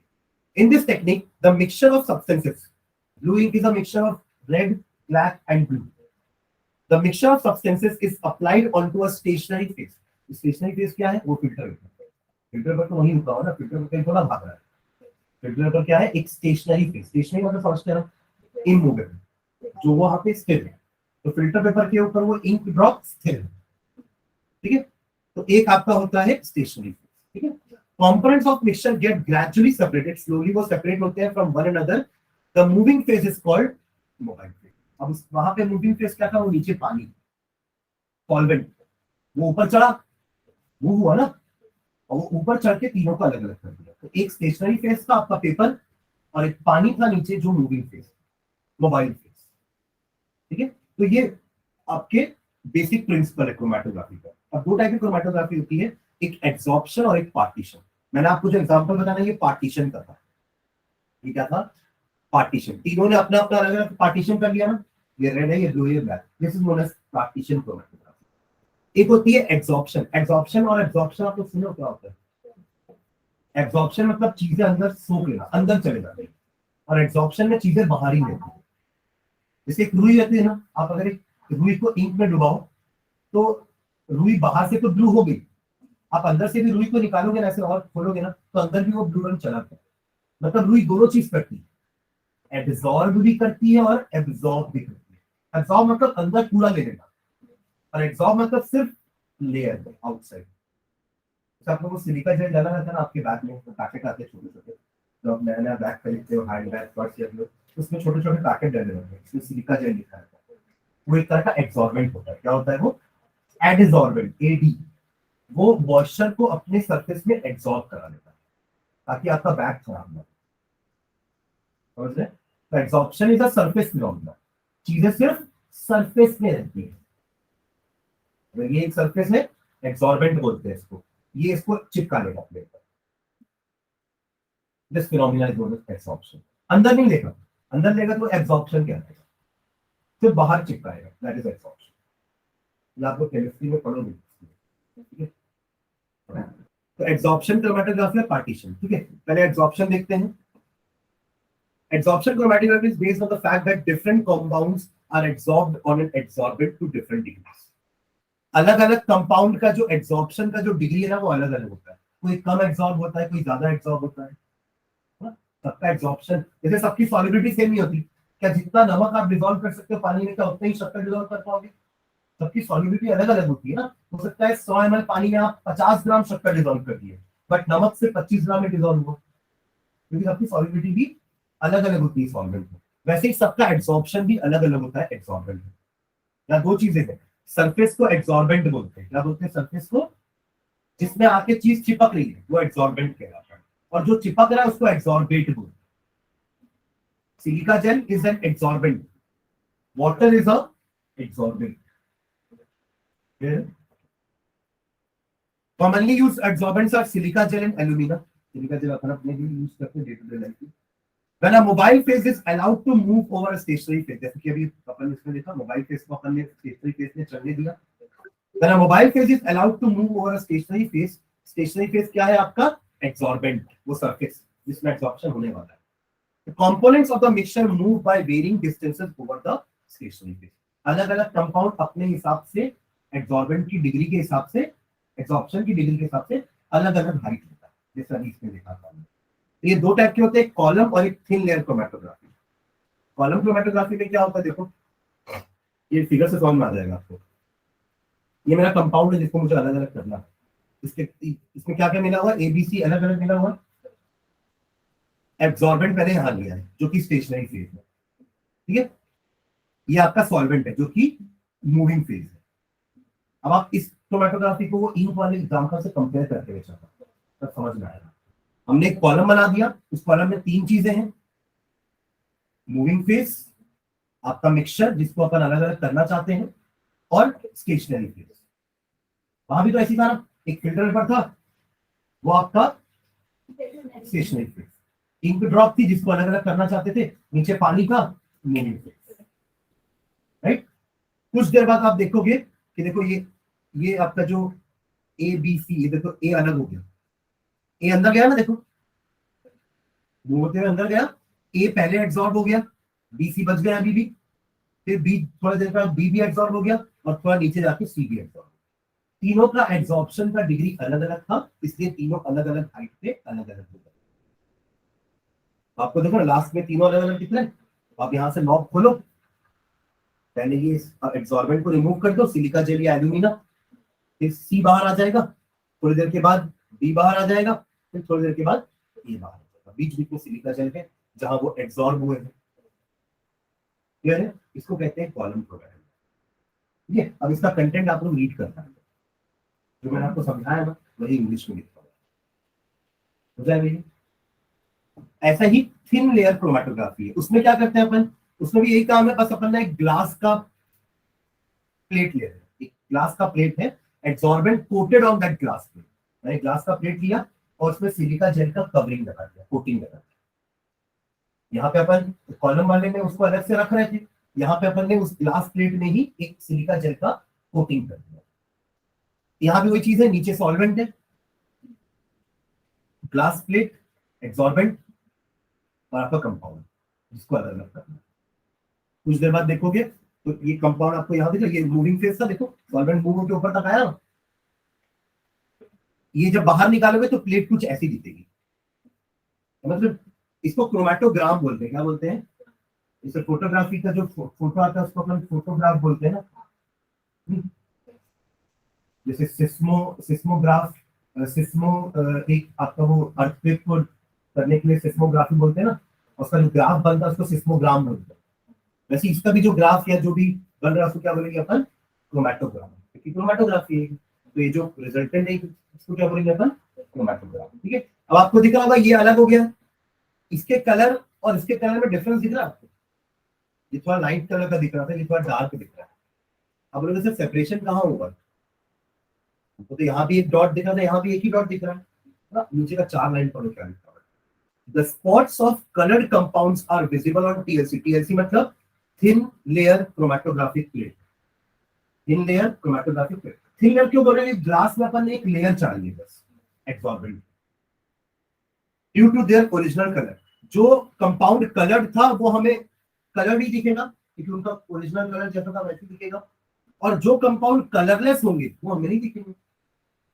बाकी जो है ना और भी स्पॉट बने हैं हमें नहीं दिख रहे हैं, क्यों, क्योंकि वो कलरलेस है। फिर कैसे पता कि है ना, तो उसमें अपन क्या यूज कर सकते हैं, अल्ट्रावायलेट रेज यूज कर सकते हैं। अल्ट्रावायलेट रेज में क्या होता है, जो चीजें हमें इनविजिबल दिख रही है ना वहां पे वो विजिबल हो जाती है अल्ट्रावायलेट। देखो आगे और लिखा है, which are invisible to the, जो कलरलेस कंपाउंड्स थे ना वो अलग अलग हो गए बट हमें दिख नहीं रहे हैं बिकॉज वो कलरलेस है। Those are invisible to our eyes but fluorescence in UV light, UV light पे वो हमें दिख जाएगा। अब वो याद है कैनाल रेज पढ़ते थे अपन, तो वहां पे भी हमको कैनाल रेज नहीं दिख रही थी, फिर हमने क्या किया था, कैथोड को परफोरेटेड किया और पीछे एक जिंक सल्फाइड की प्लेट लगा, जैसे ही वो एनोड रेज आके उसके ऊपर पड़ी हमें फ्लोरोसेंट दिखा, कलर दिखा। तो ये भी अल्ट्रावायलेट रेज कुछ वही काम कर रही है। फिर लास्ट पार्टीशन क्रोमैटो जो अपन देख चुके हैं, भाई इंक वाला ही है, देख लो सेम। ये जार लिए, जार में टंगा दिया उसको पेपर को, यहाँ बेस लाइन में वहां पे लाइन में अपन ने वो ड्रॉप डाल दिया है, ये चढ़ेगा इसके ऊपर, इसका क्रोमैटोग्राम कुछ ऐसा दिखेगा। देखो ये चढ़ रहा है, देखो ऊपर, पहले यहाँ पे नीचे बस बेस में था, अभी चढ़ता हुआ दिख रहा है आपको, ये डॉट अलग हो गया स्पॉट। अब यहाँ भी जो स्पॉट नहीं दिख रहे वो कलरलेस स्पॉट होंगे। The spots of the separated colorless compounds may be observed either under ultraviolet light as discussed under TLC. TLC पे ये लाइन लिखा था लास्ट में, वैसे ही यहाँ भी था। बस फर्क इतना है कि यहाँ पे आपका जो पार्टीशन हो गया, आपको सारे पार्टीशन अलग अलग मिलेंगे, वहां पे एब्जॉर्प्शन हो के अलग अलग होंगे, यहाँ पे एब्जॉर्प्शन नहीं हो रहा, ठीक है, क्लियर है। यहाँ पे वो कैपिलरी एक्शन से ऊपर चढ़ रहा, जैसे इंक वाला एग्जांपल लगाते हैं, ठीक है। This is all about this chapter, ठीक है। तो थोड़ा सा स्पीड अप करने के लिए मैंने ये वाला नोट्स बनाया है, क्योंकि ये आपका 44 स्लाइड का नोट्स है जिसमें एस्टिमेशन, डिटेक्शन, प्यूरिफिकेशन और रिएक्शन का एक ही स्लाइड है, क्योंकि मैं रिएक्शन आप लोग को अगले चैप्टर में पढ़ाने वाला हूं। आपकी बुक में भी एनसीईआरटी ने एक पैराग्राफ बस दिया है रिएक्शन का, उसके अलावा और कुछ नहीं दिया होगा रिएक्शन, ठीक है। बाकी एस्टिमेशन, डिटेक्शन अच्छे से सब पढ़ लेना। ये स्लाइड फिर से आज शेयर कर देता हूँ अपडेटेड वाले, है ना। इसमें नाइट्रोजन का एस्टिमेशन भी आ गया है, प्यूरिफिकेशन की सारी टेक्निक्स आ गई। प्यूरिफिकेशन वाला पार्ट पूरा थ्योरी है, आपको बस मेथड समझने हैं और डायग्राम बनाना समझिए। उसमें भी chromatography is the most important. 3 type की पढ़ ली अपन इसमें, ऐसे 2 टाइप की होती है, एब्जॉर्प्शन और पार्टीशन। पार्टीशन में 1 टाइप की पढ़े, एब्जॉर्प्शन में 2 टाइप की, टीएलसी वाली और एक फर्स्ट वाला क्या था, फर्स्ट में तो क्या था, थिन लेयर के पहले वाला कॉलम वाला, कॉलम क्रोमैटोग्राफी, और second thin layer chromatography, TLC, thin layer chromatography, जहां पे ग्लास के ऊपर एक अलग सी लेयर एब्जॉर्बेंट की बिछा दी, ठीक है। इस चैप्टर के लिए एक दिन अपन और देंगे क्वेश्चन आंसर्स के लिए, ठीक है। बाकी ये चैप्टर हमारा हो गया है। फिर नेक्स्ट टू नेक्स्ट ट्यूसडे को अपन एक दिन देते हैं